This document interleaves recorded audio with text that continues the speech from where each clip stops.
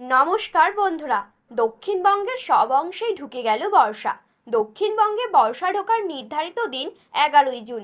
সেই সময়ে 17 দিন পরে অবশেষে বর্ষা দক্ষিণবঙ্গের সব অংশে ঢুকে পড়ল। উত্তরবঙ্গের মতোই এবার ভারী থেকে অতি ভারী বৃষ্টির আশঙ্কা দক্ষিণবঙ্গে। আগামী 4 জুলাই পর্যন্ত গোটা রাজ্য জুড়ে চলবে বৃষ্টি, শুক্রবার জানিয়ে দিল আলিপুর আবহাওয়া দফতর। আলিপুর আবহাওয়া দফতরের আঞ্চলিক অধিকর্তা সোমনাথ দত্ত জানিয়েছেন, আগামী 24 ঘন্টায় দুই মেদিনীপুর, দুই চব্বিশ পরগনায় ভারী থেকে অতি ভারী বৃষ্টির সম্ভাবনা রয়েছে। দক্ষিণবঙ্গের বাকি জেলাগুলিতেও সার্বিকভাবে জেলা জুড়ে বৃষ্টির সম্ভাবনা রয়েছে। শনিবার ভারী থেকে অতি ভারী বৃষ্টি হতে পারে পশ্চিম মেদিনীপুর, ঝাড়গ্রাম এবং পুরুলিয়া জেলায়। ভারী বৃষ্টির সতর্কতা পূর্ব ও পশ্চিম বর্ধমান, উত্তর ও দক্ষিণ চব্বিশ পরগনা, বাঁকুড়া ও পূর্ব মেদিনীপুর এবং বীরভূম জেলায়।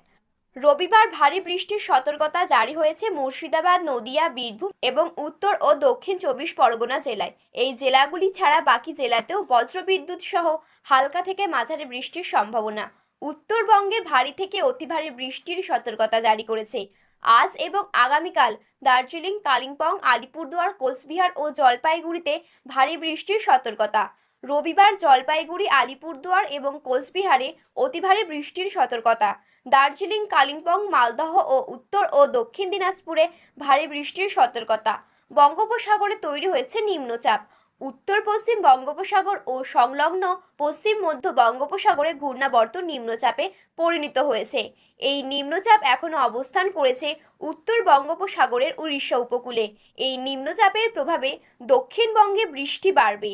আজ থেকেই ভারী বৃষ্টি, আগামীকাল ভারী থেকে অতি ভারী বৃষ্টি। ভারী বৃষ্টি চলবে বিক্ষিপ্তভাবে রবিবার পর্যন্ত। তো বন্ধুরা, এই ছিল আজকের গুরুত্বপূর্ণ আবহাওয়ার খবর। এই রকম যদি গুরুত্বপূর্ণ আবহাওয়ার আপডেট সবার প্রথমে পেতে চান, তাহলে আমাদের চ্যানেলটি সাবস্ক্রাইব করে পাশে থাকা বেল বাটনটি অল করে রেখে দেবেন।